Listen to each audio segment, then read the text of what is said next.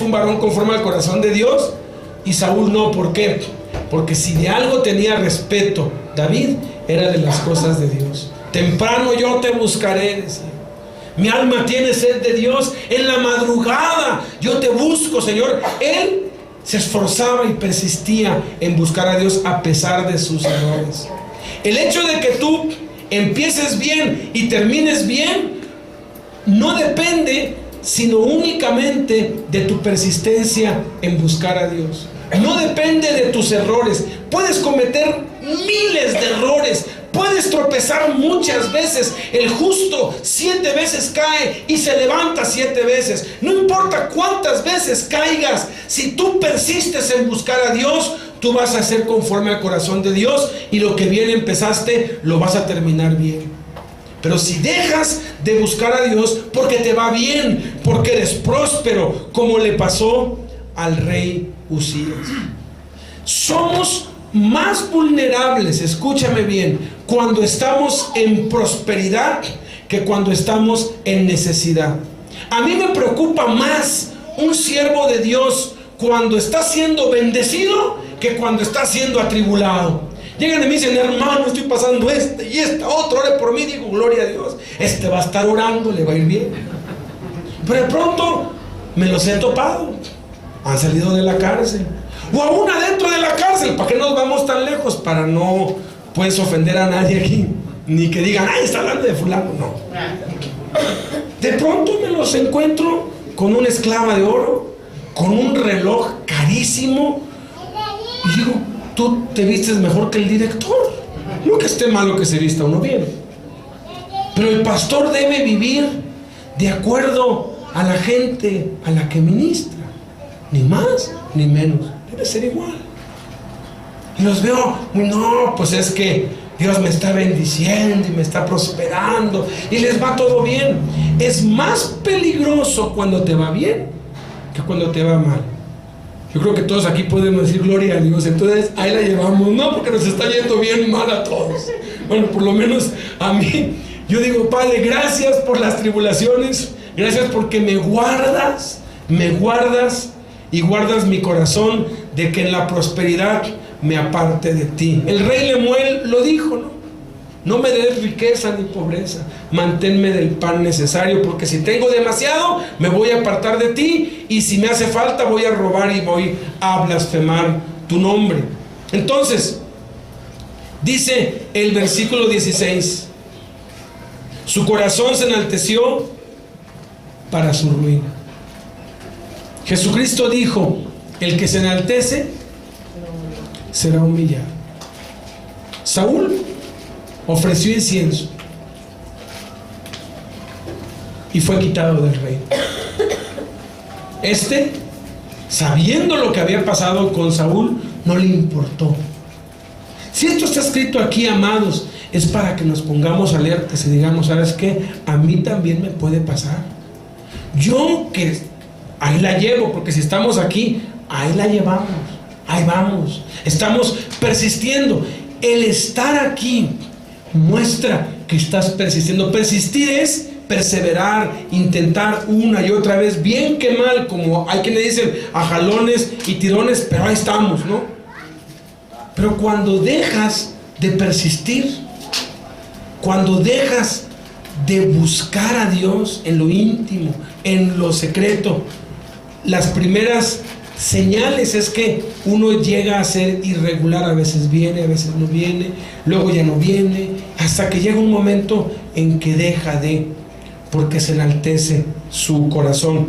Una de las muestras de que tu corazón está enaltecido no es que andes así como los que pues caminan mirando pa'l popo, ¿no? Eso puede ser que así nació y así se crió, y hay quienes parecen como que muy gallitos, ¿no? Y el camino dicen: ay, qué presumido. Eso no tiene que ver nada. Tú puedes ahorita mismo saber qué tan enaltecido o qué tan humillado estás delante de Dios. ¿Sabes cómo se mide? ¿Cuál es el termómetro que mide tu soberbia o tu humildad ante los ojos del Señor? No ante los ojos de los hombres, porque es algo que no podemos ver. Es el tiempo que inviertes a diario para orar y para leer la palabra a solas. Si tú no inviertes nada de tiempo para leer la Biblia ni para orar, no te arrodillas ni siquiera 5 minutos en todo el día para orar, tú estás enaltecido. Y no te lo quiero decir, pero te lo tengo que decir: te has enaltecido para tu ruina y vas a caer. No hay uno solo que deje de practicar el buscar a Dios que se pueda mantener de pie. Él se mantuvo de pie varios años. Dios lo dejó y lo dejó y lo dejó, hasta que llegó el día en que tuvo que cosechar todo lo que había dejado de sembrar. Yo tengo 26 años sirviendo a Cristo, 27 años en Cristo. Jaime tiene 40 y tantos años, 46, 47 años sirviendo a Dios. Él tiene un tutor espiritual que se llama Wayne Myers. Él tiene ahorita 95 años, 94 años. Tendrá 70 años sirviendo a Dios. Y Wayne Myers le ha dicho a Jaime: hermanito, porque así hablan, ore por mí que no deje yo de orar ni de leer la palabra de Dios, porque si yo dejo de orar y de leer la palabra de Dios, voy a caer con la mujer extraña. Así le dice el viejito de 95 años. Uno de mis tutores espirituales es el hermano Jesús Castelas. A los 85 quedó viudo y a los 85 y medio se volvió a casar. ¿Ustedes creen que porque está viejito ya no siente? Wayne Myers, sí, Castelas. Wayne Myers por ahí. Pero fíjate, 70 años sirviendo a Dios y reconoce: yo dejo de leer la Biblia todos los días y dejo de orar a solas con Dios todos los días y voy a caer. Muchos piensan: no, pues ya leí toda la Biblia, ya para qué la vuelvo a leer.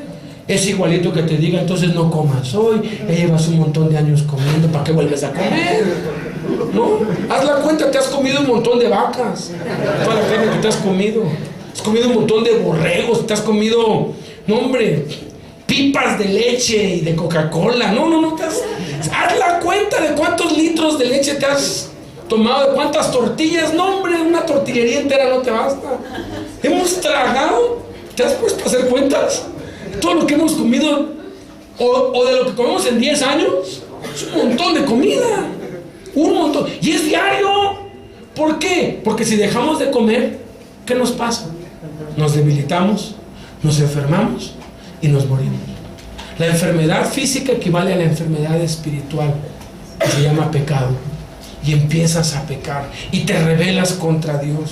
Versículo 17: y entró tras él el sacerdote Azarías y con él 80 sacerdotes de Jehová, varones valientes, y se pusieron contra el rey Usías y le dijeron: no te corresponde a ti, oh Usías, el quemar incienso a Jehová, sino a los sacerdotes hijos de Aarón, que son consagrados para quemarlo.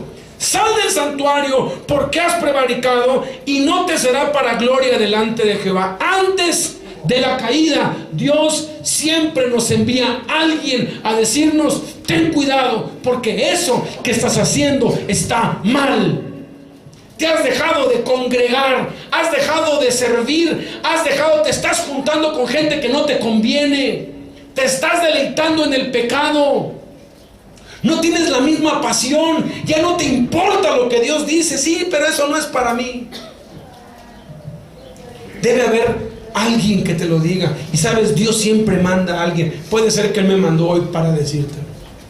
Eso que estás haciendo no está bien y tú sabes lo que es. Y no te engañes ni te justifiques porque otros lo hacen, o porque fulanito yo vi que lo hizo, o eso que nadie sabe que haces pero que lo haces está mal.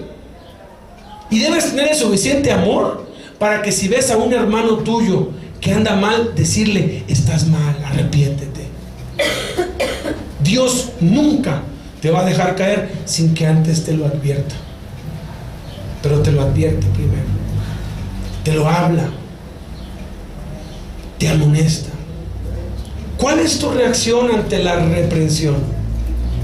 ¿Cuál es tu reacción ante una reconvención? Pedro y Judas son dos ejemplos de una buena actitud y de una mala actitud. Pedro, oyó que Jesús dijo: me van a crucificar, me van a matar, me van a escupir, me van a patear. Y lo jaló y le dijo: Señor, jamás te suceda esto. ¿Y qué hizo Jesús? Lo jaló delante de todos y le dijo: apártate de mí, Satanás. Y Pedro, oye, ¿qué regañas, que Luis le diga aquí a Juan: vete de aquí, Satanás. ¡Ay! Capaz que Juan dice: ay, no, ven. Muchos, cuando los reprendes, se van. Yo he tenido en la cárcel que reprender a muchos líderes y se van. No, que aquí son muy legalistas, y se van enojados. Por eso, cuando un líder empieza a andar mal, lo primero que procuro es que pague sus deudas, porque voy a usar como pretexto el que lo reprendí para irse y para no pagar. Pero en cambio, Pedro no se fue, ¿o sí? Despuésito, Cristo les dice: ¿y ustedes qué, también se quieren ir? Cuando se le fueron todos, 60 y tantos se le fueron, y nada más quedaron ahí 2, eran 72 y 60 se le fueron. Y si ustedes también se quieren ir, y Pedro le dice: ¿a quién iremos? Solo tú tienes palabras de vida eterna. Y eso que le dijo: apártate de mí, Satanás, también son palabras de vida eterna, porque son palabras de corrección, de amonestación. Pero ¿qué pasó con Judas? Llega María Magdalena y derrama el frasco de alabastro ahí. Y Judas dice dentro de sí: ¡qué desperdicio! Esto se habría podido haber vendido y por ciertos dedos y haberse dado a los pobres. Pero dice Juan que no lo decía porque se preocupara de los pobres, sino porque de los 300 él le tocaba su tajada, ¿no? Sus 40 o sus 50 se quedaba él. Era ladrón, robaba de la bolsa, decía: ya se me fueron ahí 50 denarios mínimo, que ni cuenta se van a dar, ¿no? De que de mucho tomó poquito. Estaba robando. ¿Y qué le dijo Jesús? Déjala en paz. Lo regañó en público, lo regañó delante de todos. Y la escritura dice que Judas salió de la casa y fue a hablar con los principales sacerdotes y les dijo: ¿qué me quieren dar? Y se los entregó. Se resintió. Su actitud fue contraria. Ama a tu prójimo como a ti mismo. Si tú anduvieras mal y no te dieras cuenta que estás mal, ¿no te gustaría que te reprendiera alguien? Porque la mayoría de las veces el que anda mal no se ha dado cuenta. Ahora, si ya te diste cuenta, pues no te hagas, pues. Y si te reprenden, acepta la corrección. ¿Qué hizo Usías? Versículo 19. Entonces Usías, teniendo en la mano un incensario para ofrecer incienso, se llenó de ira. Le pasó lo que a Judas. Se llenó tanto de ira que fue a entregar a Jesús. Consumó su traición. Se mostró cómo era realmente su corazón. Y en su ira contra los sacerdotes, la lepra le brotó en la frente, delante de los sacerdotes en la casa de Jehová, junto al altar del incienso. Y le miró el sumo sacerdote Azarías y todos los sacerdotes, y aquí la lepra en su frente, y le hicieron salir apresuradamente de aquel lugar, y él también se dio prisa a salir porque Jehová lo había herido. Después de que no recibió la corrección, entonces dijo: bueno, ya te mandé la corrección de mis hijos, no la aceptas, ahora te las ves directamente contra mí.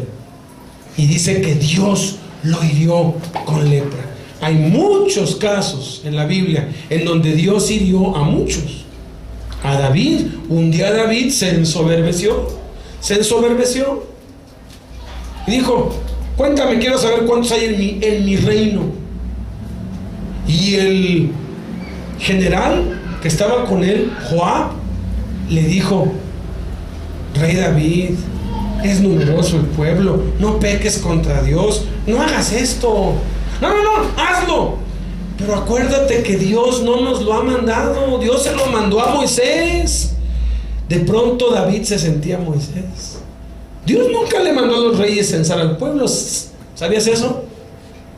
Pero David dijo: pues yo soy el escogido, se enalteció su corazón para su ruina. Y Joab le dijo: no, está mal. Hubo alguien que le dijo: estás mal, estás haciendo mal, eso no se debe hacer. Y dice que prevaleció y dijo: pues lo haces o te corro. Y se pelearon y Joab salió enojado y dijo: pues bueno, y censaron al pueblo. Una desobediencia por la soberbia. ¿Y qué pasó? Dios se enojó y llegó el profeta y le dijo: ya la regaste, te tengo tres opciones. Tres opciones. Y puso el proyector. ¡Tarán! Opción A.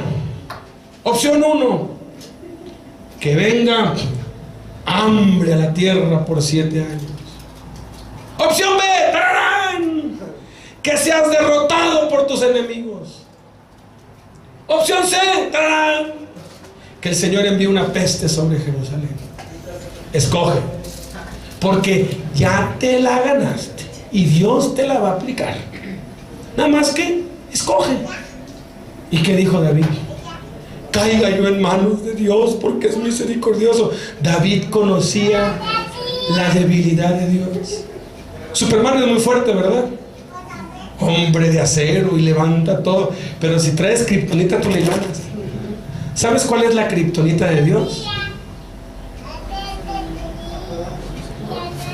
La kriptonita de Dios es el arrepentimiento. Dios no soporta. Dios se dobla. Dios cede ante un corazón contrito y humillado. David lo dijo: el corazón contrito y humillado, tú no lo despreciarás. Y Dios dijo: pues, o sea, era una peste. Y entonces mandó la peste y el ángel estaba con la espada desenvainada, y David corrió y ofreció sacrificio y dijo: mátame a mí, pero no al pueblo, que inocentes no sufran por mi causa. Porque cuando uno desobedece y uno está en autoridad, sea en el trabajo, en la casa o en la iglesia, todos los que están debajo de ti sufren. Ahorita vamos a ver qué grave daño hizo este hombre a toda una nación. No se arrepintió. No se arrepintió. Y David, en medio de eso, se arrepintió, y Dios detuvo su mano y no destruyó al pueblo. Porque a Dios lo mueve el arrepentimiento, pero el arrepentimiento genuino, no el arrepentimiento fingido o el arrepentimiento convenenciero. Nabucodonosor está sitiando Jerusalén y los judíos llegan con ese Jeremías y le dicen: habla con Dios y dinos qué hacer. Lo que Dios nos diga, eso vamos a hacer. Ahora sí nos vamos a portar bien.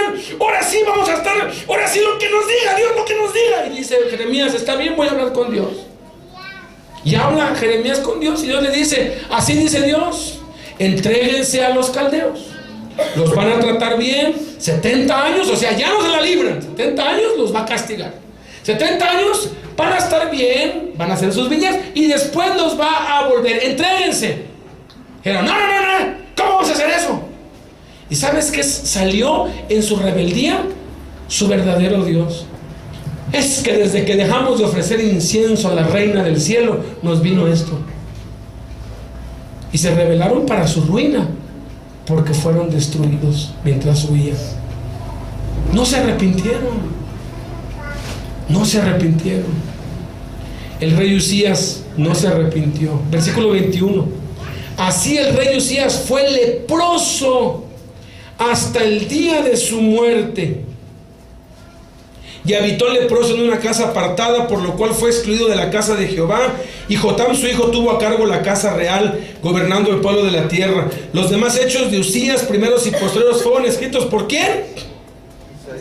Por el profeta Isaías. Fíjate, después de Zacarías surgió Isaías. Pero Isaías, si tú lees del capítulo 1 al 5, habla de pura desolación, de puro juicio.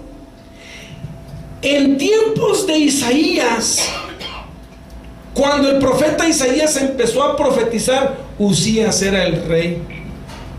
Dice el versículo 23: y durmió Usías con sus padres, y lo sepultaron con sus padres en el campo de los sepulcros reales, porque dijeron: leproso es. hasta el día de su muerte murió leproso, no se volvió a levantar nunca más, porque no se arrepintió. Y mira, vamos a Isaías. Si tú lees eso, te lo dejo de tarea. En el capítulo 1, Dios explota y dice: ya estoy cansado de sus reuniones. Ya sus cantos me aburren, sus cantos me molestan. Ya estoy hastiado de sus sacrificios. Ya no me ofrezcan nada, ya cállense, le decía Dios a la nación entera. La nación entera se ha ido tras los ídolos.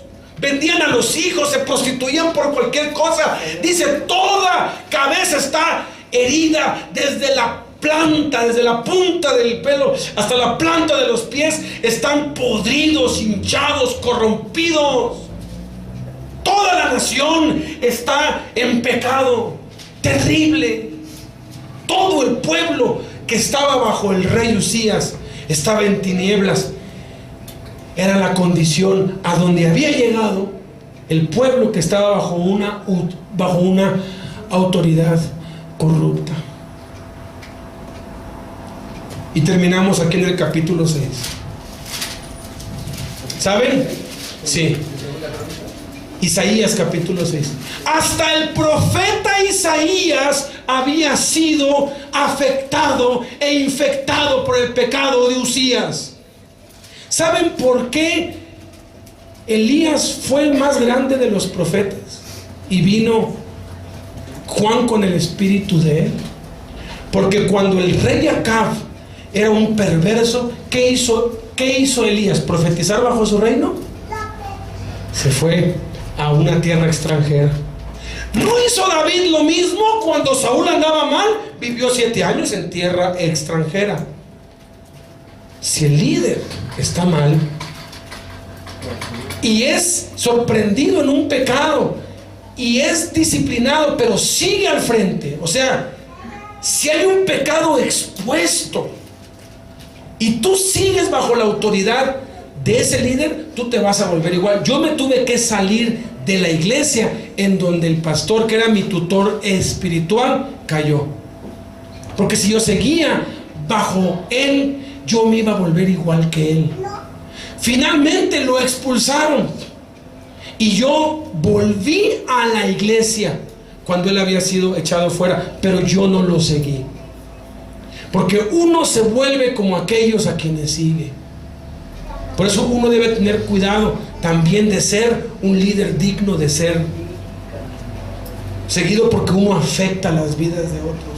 El mismo profeta Isaías había sido infectado. Fíjense lo que dice: en el año en que murió el rey Usías. No fue sino hasta que murió, que dice: vi yo al Señor sentado sobre un trono alto y sublime, y sus faldas llenaban el templo.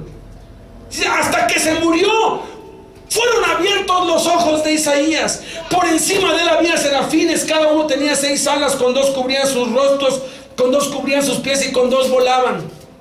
Y el uno al otro daban voces diciendo: Santo, Santo, Santo, Jehová de los ejércitos, toda la tierra está llena de su gloria. Y los quiciales de las puertas se estremecían con la voz del que clamaba, y la casa se llenó de humo. Eso empezó a temblar. Y entonces dije: ¡ay de mí! Fíjate, él había sido infectado por el pecado y no se daba cuenta. ¡Ay de mí! Dice, cuando vio al Señor, que soy muerto, porque siendo hombre inmundo de labios y habitando en medio de pueblo que tienen labios inmundos, han visto mis ojos al rey Jehová de los ejércitos. Isaías se arrepintió, reconoció su pecado, reconoció que era digno de muerte, porque había puesto sus ojos en el rey Usías. Posiblemente lo quería reformar, posiblemente lo quería cambiar, posiblemente decía: si le predico va a cambiar. Pero Usías nunca se arrepintió, no hubo una muestra de arrepentimiento. Versículo 6: y voló hacia mí uno de los serafines, teniendo en su mano un carbón encendido tomado del altar con unas tenazas, y me dijo: no, Isaías, no te preocupes, tú eres un profeta escogido. No, ¿cómo que tú, pecador? No, así le dijo. Y le dijo: y tocando con él sobre mi boca, dijo: he aquí que esto tocó tus labios, y es quitada tu culpa y limpio tu pecado. Vamos a hacer algo especial. Yo quisiera que todos pudiéramos pasar aquí al frente, pero no es posible. Allí en nuestro lugar vamos a arrodillarnos delante de Dios. Nota que Él no dijo: ay de mí porque el rey Usías era un pecador, o por culpa del rey Usías yo era un pecador. No, yo soy un pecador. Yo soy responsable por mi vida espiritual. Yo he dejado de persistir en buscar al Señor. Nos vamos a hincar y vamos a hacer una oración de arrepentimiento por nuestros pecados y un compromiso con Dios de no dejar de persistir en buscarlo. Amén. Amén. Cierra tus ojos cuando estés hincado y pon tu mano en tu corazón. En la abundancia del corazón habla la boca. También el que está en el teclado. Todos.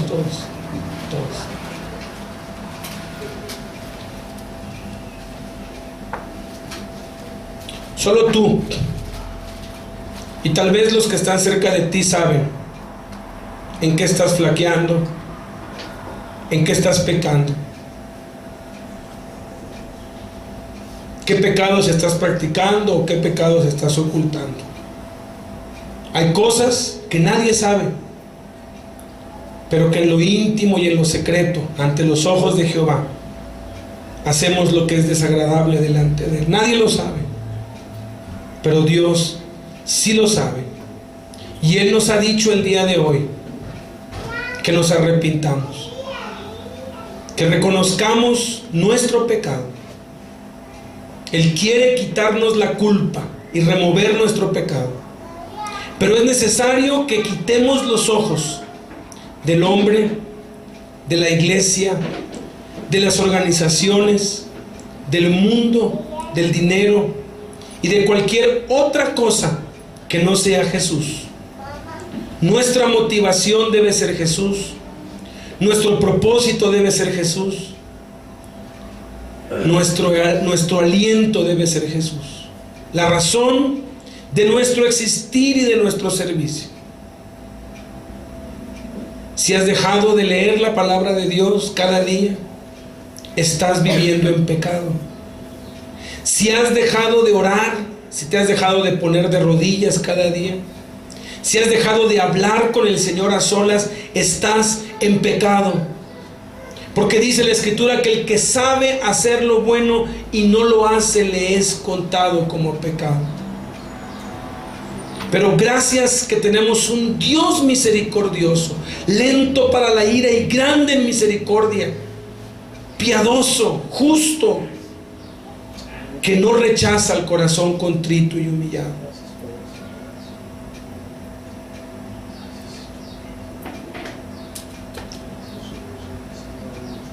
Repite esta oración conmigo y cuando diga amén, dile esta misma oración con tus propias palabras.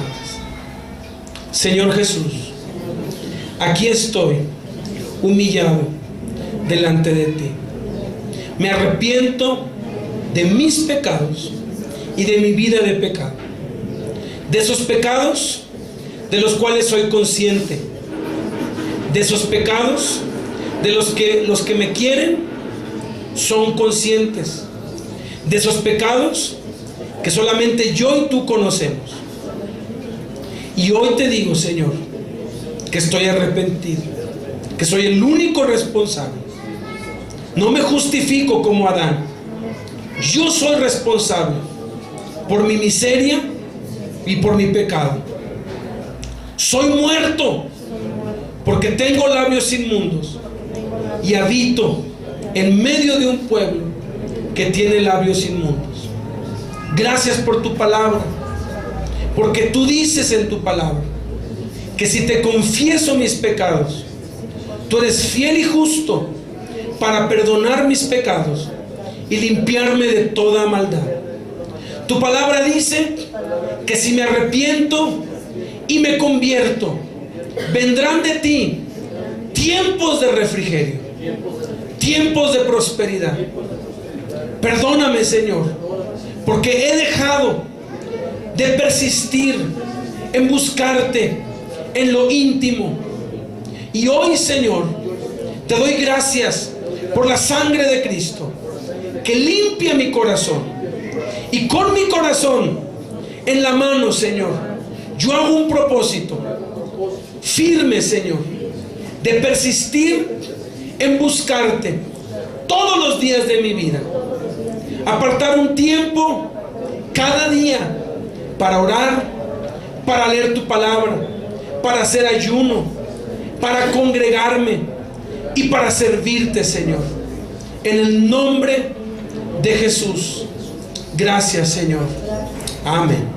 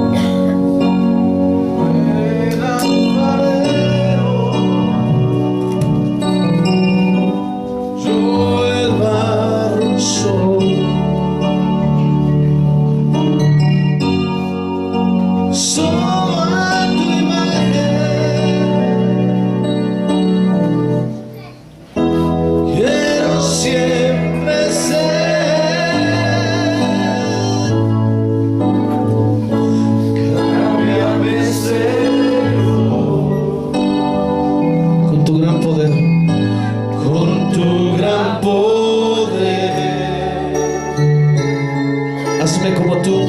Hazme como tú. Quiero ser tuyo, quiero ser.